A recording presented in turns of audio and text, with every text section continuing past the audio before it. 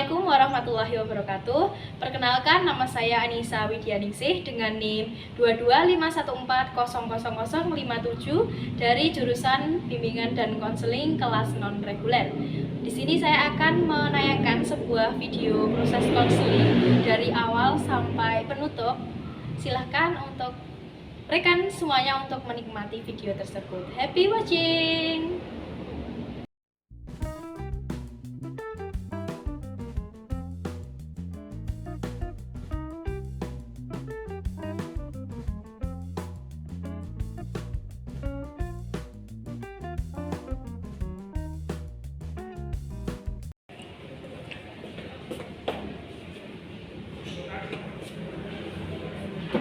Assalamualaikum. Ya, sekarang masuk Mbak. Iya, Bu.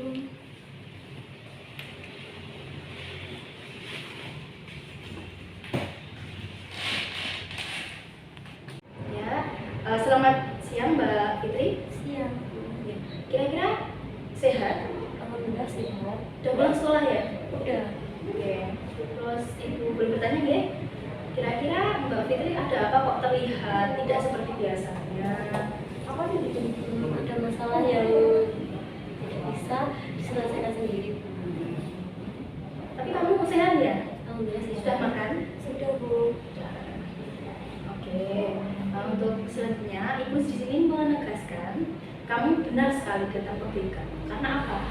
Di sini kita punya asas kerahasiaan.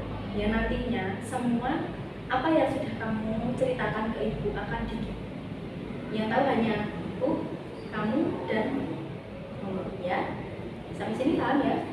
Jadi nanti kamu bisa menceritakan apapun yang kamu rasakan. Tapi kalau itu misalkan tidak pernah sudah diucapkan, boleh disimpan sendiri. Gitu ya. Ya. Nah, coba Mbak Fitri ceritakan pelan-pelan kira-kira yang dirasakan Mbak Fitri itu apa? Biasanya Mbak Fitri itu ceria banget. Bahkan bisa memotivasi orang. Terus sekarang jadi sedih itu kenapa? Jadi gini, Bu, saya itu punya keluarga. Gimana ya, coba saya tuh kayak kurang perhatian sama saya gitu loh, Bu. Sering ditinggal di rumah sendirian.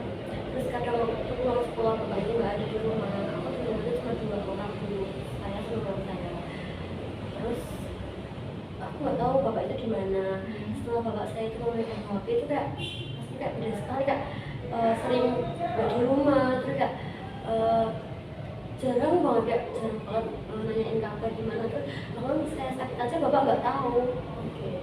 Kira-kira kamu mengalami hal tersebut sejak kapan? Atau setahun terakhir atau 3 bulan terakhir?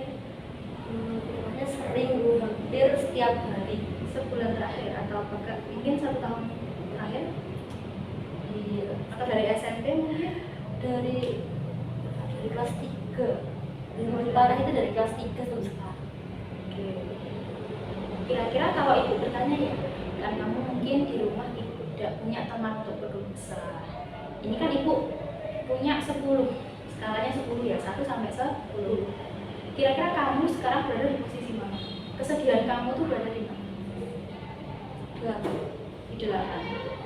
Oke. Nanti dari skala 8 kita akan berusaha untuk menurunkan kesedihan kamu, ya. Jadi bisa dikatakan Mbak Fitri itu memang 1 tahun terakhir ini tidak, mohon maaf ya, yang pertama itu tidak dapat kasih sayang, yang kedua tidak ada teman untuk curhat, tidak ada teman yang diajak untuk berpikir tentang solusi. Oke. Sebelumnya nanti ibu mau bertanya, mohon maaf, untuk ibu kandung kamu sendiri gimana, Mbak? Ibu saya itu sudah meninggal saat saya usia 5,5 tahun. Berarti selama hampir 10 tahun terakhir berarti bersama bapak ya? Iya. Ini ada saudara lain? Saudara saya itu 4, laki-laki semua. Terus yang 2 udah menikah, yang 1 merantau di Jakarta. Berarti memang dari kecil menjadi anak perempuan satu-satunya di keluarga. Oke, ibu mengerti sekali perasaan kamu. Mungkin dalam hatimu kamu pengen sekali punya kakak perempuan, ya. Gimana? Misalkan tiba-tiba ada seorang kakak perempuan yang datang ke hidupmu, apa yang akan kamu rasakan? Pasti senang sih Bu, ada yang bisa bantu pekerjaan rumah, ada teman curhat kan. Kalau sama cewek itu kan nggak canggung kan Bu. Pasti senang. Oke, itu salah satu keinginan kamu ya sebenarnya, tapi mungkin belum bisa terwujud.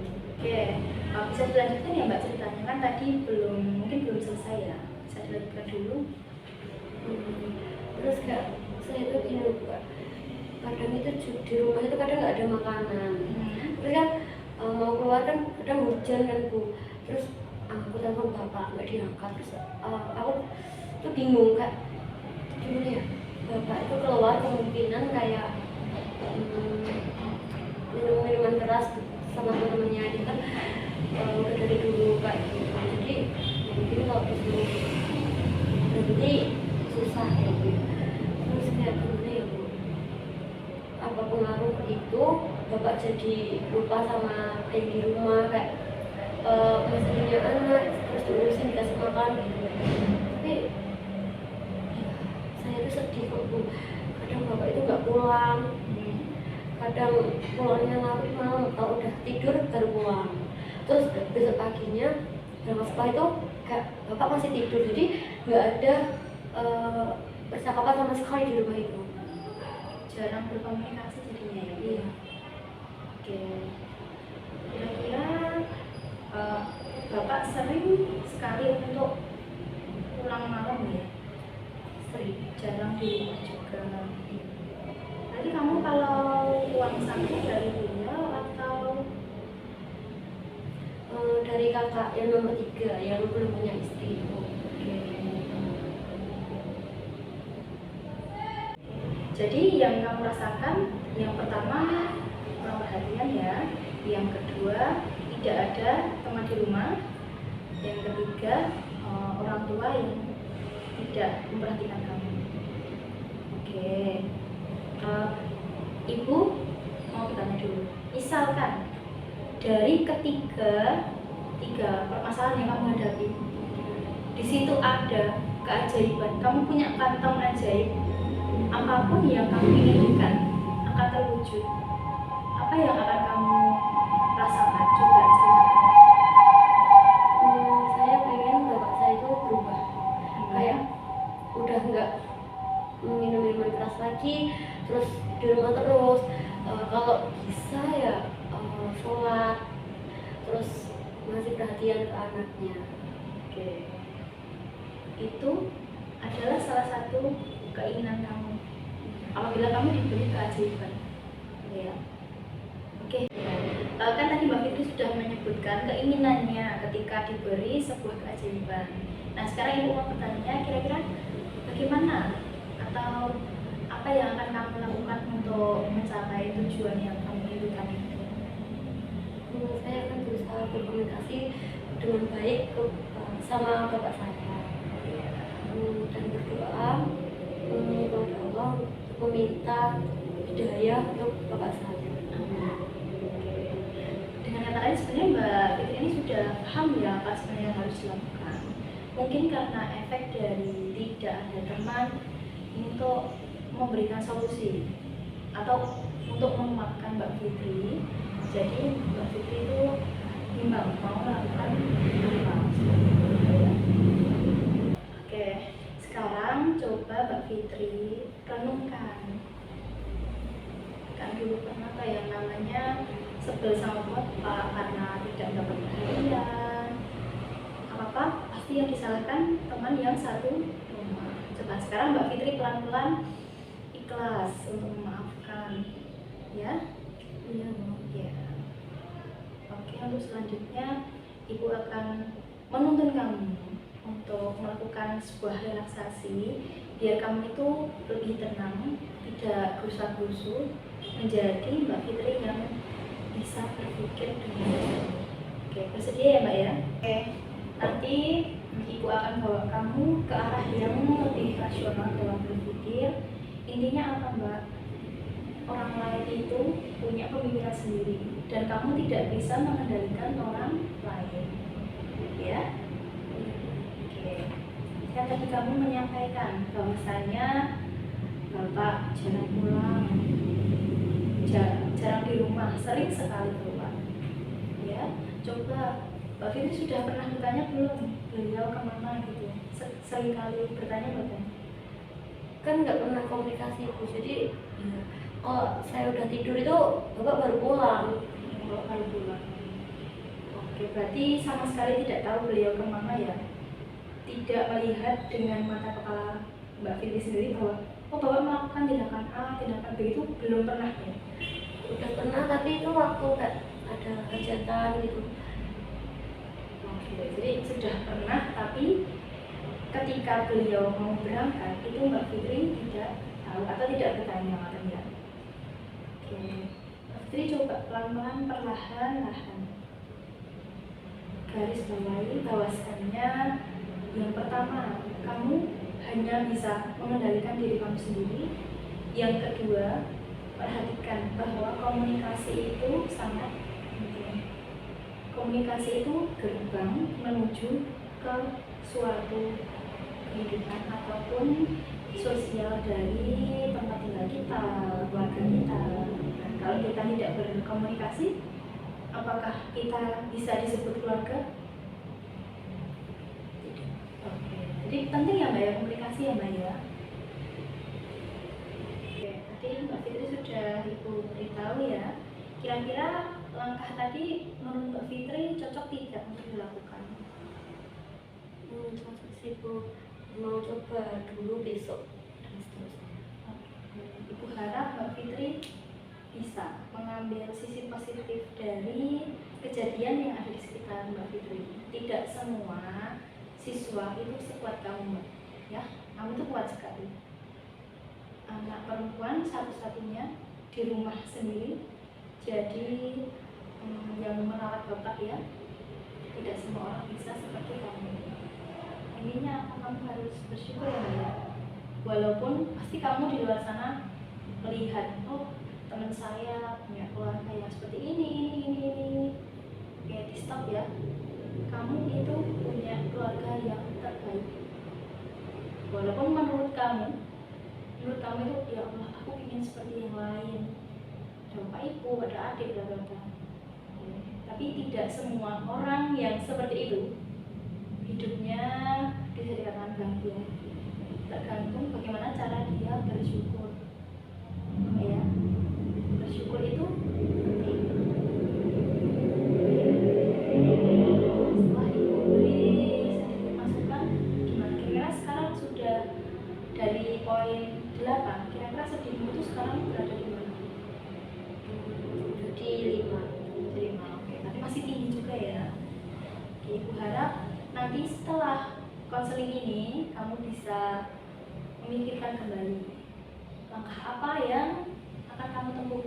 Karena di sini Guru BK sebagai fasilitator saja. Tidak mungkin yang mau mengarahkan Mbak kamu harusnya habis ini. Tidak. Ibu hanya menyarankan untuk keputusan terbaik itu nanti ada di kamu sendiri. Tadi Mbak Fitri sudah menceritakan kalau sekarang sudah sedikit merasa tidak sedih ya Mbak ya. Oke, bisa jelaskan atau disebutkan kira-kira mood booster ataupun support system di hidup kamu itu siapa saja? Kakak. Kamu yang nomor 3. Oke, bisa disebutkan atau diceritakan kenapa kok beliau itu jadi support system kamu? Karena saya itu merasakan dari bapak nakal sampai sekarang itu sama kakak yang nomor 3. Jadi gimana ya, kakak itu ngerasain apa yang saya rasakan.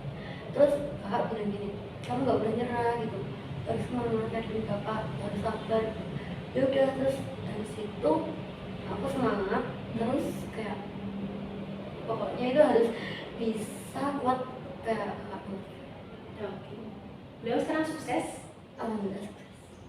Tadi Mbak Fitri sudah punya gambaran atau tujuan dari hidup kamu ya Mbak ya? Semangat. Intinya nomor satu bersyukur, yang kedua komunikasi, yang ketiga sabar. Tadi kan Mbak Fitri sudah menceritakan harapannya ke depan seperti apa. Kira-kira tujuan hidup dari Mbak Fitri sendiri itu apa? Aku sendiri aja bingung mau gimana ke depannya. Nah, nanti kalau misalkan Mbak Fitri sudah 20 tahun, 30 tahun, itu kalau tujuan hidup tidak dipikirkan dari sekarang, ini takutnya ke belakang itu menjadi tidak beraturan. Mbak, coba dipikirkan lagi tujuan hidup Mbak Fitri itu apa? Yang pertama itu pasti ingin membanggakan orang tua. Iya. Mau kerja, mau sukses, mau jadi anak yang gimana ya biar yang bisa membagikan, pokoknya intinya bisa membagikan orang tua dan membalas semua apa yang diberi, yang diberi dari awal sampai sekarang, sampai udah gede sampai bisa apa-apa. Oke. Tujuan hidupnya sungguh luar biasa ini. Perlu diingat, ketika kamu punya tujuan, punya harapan, kamu harus diimbangi dengan usaha biar tidak jadi sesuatu yang sia-sia. Kan itu, misalkan punya tujuan yang muluk-muluk tapi ternyata usahanya nol, pasti Allah tidak akan membantu, karena Allah tidak akan merubah suatu kaum kecuali kaum itu sendiri yang merubah. Ya Mbak ya, ke depan Ibu harap Mbak Fitri itu berpegang teguh sama prinsip hidupnya.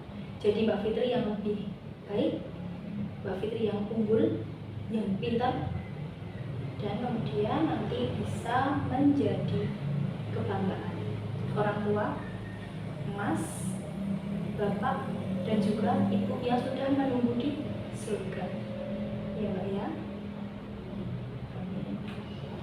Oke, selanjutnya nanti ibu akan memberikan kamu sebuah masukan bahwasannya dalam kamu bersekolah, berkeluarga, bersaudara, itu tidak lepas dari yang namanya masalah. Tidak lepas dari itu. Masalah itu tidak membuat kamu menjadi tambah sedih, tapi apa? Menjadikan kamu tambah kuat. Ya, tadi sudah ibu sampaikan, tidak semua orang berkesempatan menguji dirinya di ujian seperti kamu. Jadi kamu harus kokoh, kuat, semangat, tidak untuk orang lain, tapi untuk Mbak Fitri sendiri. Kelak nanti Mbak Fitri yang akan merasakan, oh saya dulu sudah sabar, sudah jadi Fitri yang mendoakan orang tua, sergap sinamu, itu nanti yang menuai adalah kamu sendiri. Sekarang sudah bisa berpikir logis ya Mbak ya. Pokoknya kamu harus tidak perlu lagi menangisi apa. Intinya yang kamu lakukan adalah minimal berkomunikasi, memaafkan, menerima keadaan bapak apapun itu. Entah beliau punten ya, suka minum itu, suka pulang malam, bahkan tidak pulang, pokoknya kamu harus menerima. Seburuk-buruk apapun orang tua, itu tetap orang tua. Jika tidak ada beliau, kamu pasti juga tidak ada. Ya. Allah itu punya maksud dan tujuan. Oh, saya dikasih ujian A, biar lulus ujian A, dikasih soal B, biar lulus ujian B. Itu ya. Jadi nggak perlu disesali.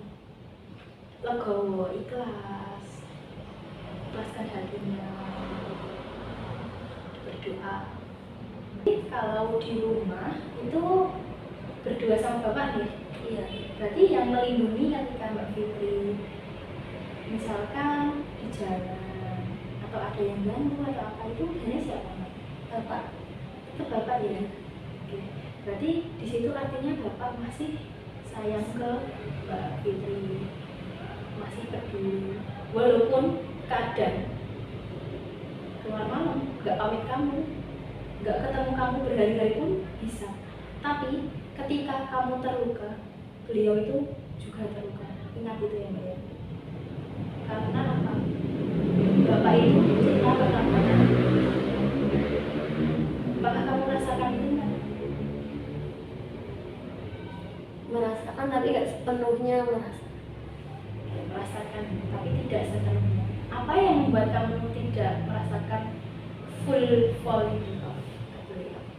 kayak bapak itu kayak gimana ya, janji mau berubah, terus katanya mau sholat terus mau gini, tapi akhirnya nggak di depan juga kan. Itu kayak gimana ya, bikin anaknya itu kecewa, terus nggak jadi gimana ya Bu ya, bukannya nggak memaafkan tapi kan rasa kecewa itu pasti ada Bu. Oke, sudah pernah terjadi berapa kali di hidup kamu? Udah sering. Di sekolah di sini pernah? Tahun terakhir berarti? Pernah. Nah juga. Kamu ketika kecewa itu apa yang kamu lakukan? Ya kayak ya bisa cuma nangis kadang, terus bilang ke kakak kalau bapak gini terus ya udah disuruh sabar, nggak boleh, pokoknya nggak boleh emosi, nggak boleh benci sama bapak. Kecewa boleh tapi jangan sampai membenci orang. Berarti kakakmu itu memang baik sekali ya, mengarahkan kamu untuk tidak membenci. Begitu halnya ibu akan mengarahkan kamu untuk selalu sayang dan hormat ke orang tua kamu. Meskipun kamu dalam hati, aku kok sebenarnya ya selalu kembali, kok aku gak diperhatikan, aku gak dipamiti. Itu ya, tapi satu yang perlu dilakukan, harus dilakukan ridho Allah, itu ridho orang tua. Untuk alhamdulillah sekali loh Mbak, masih ada orang tua walaupun hanya satu, tapi bersyukur. Banyak yang di luar sana itu kebingungan, mereka mau berbakti kepada siapa itu bingung, karena memang orang tua mereka itu sudah tidak ada, sudah wafat, dan mereka ini ditinggal, tidak punya tempat untuk berpegangan. Kamu alhamdulillah ya masih punya bapak ya. Iya. Hanya intinya tetap didoakan, dihormati.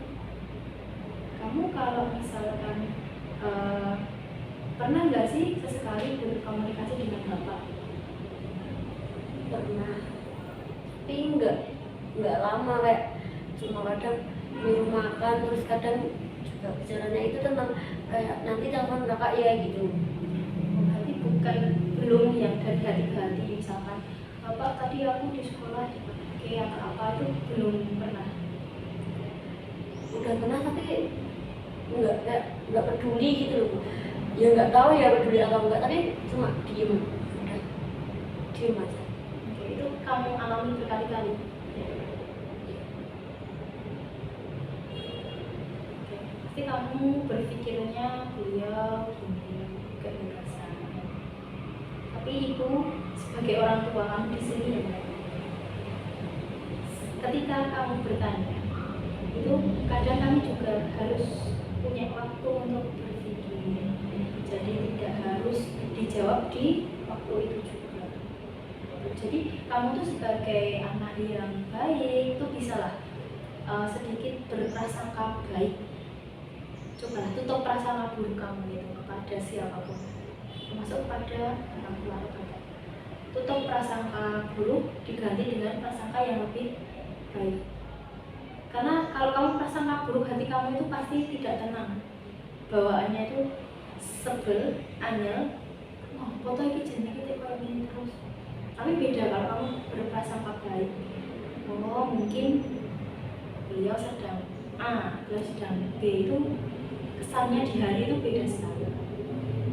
Ya Mbak ya, berprasangka tapi juga harus kasih bisa di kehidupannya tuh kira-kira oh beliau memang melakukan hal tersebut. Baik Mbak Fitri, tadi sudah banyak sekali yang kita bicarakan ya. Sudah tahu inti dari 4 tadi yang sudah Ibu sampaikan. Intinya ini ditanamkan di hati. Mungkin untuk proses konseling kita sudahi saja ya. Intinya kamu harus bersyukur dan bisa menerima. Tuh, nanti ibu harap kita bisa bertemu lagi di keadaan yang lebih baik, ya Mbak ya. Mungkin ada yang mau disampaikan atau apa? Sudah, oke. Mungkin itu saja ya Mbak ya. Nanti bisa segera pulang ke rumah. Coba untuk sedikit berkomunikasi dengan orang tua lewat HP juga atau langsung biasanya. Biasanya itu kayak kalau bapak di rumah ya langsung, kalau enggak ya cuma lewat HP. Itu pun kalau telepon diangkat, kalau enggak Berarti masih nanti silakan ketika sampai rumah didoakan semoga beliau segera sholat kembali, membersihkan hati, ya Mbak ya. Mungkin dari ibu hanya salah kata ataupun kurang pas dalam membimbing kamu, tetap nomor satu pilihan ada di kamu. Ibu hanya mengarahkan. Ibu ulangi lagi, nanti di konseling ini tidak ada orang lain yang tahu, hanya ibu, Mbak Mei, dan Allah, ya. Itu saja, mungkin bisa segera pulang ke rumah, sudah ditunggu orang tua. Ibu harap kamu tidak sedih lagi, gembira lagi. Walaupun di rumah ada masalah, oke, lupakan. Di sekolah kamu punya teman-teman yang luar biasa perhatian dengan kamu kan, sering diajak jajan, sering. Syukuri apapun keadaan kamu. Oke, boleh kembali. udah Bu, terima kasih ya Bu. Ya, sama-sama. Oke, sehat-sehat ya Om ya. Pakai dulu tasnya. Oke. Ya. Assalamualaikum Bu. Ya, waalaikumsalam. Hati-hati Mbak. Ya.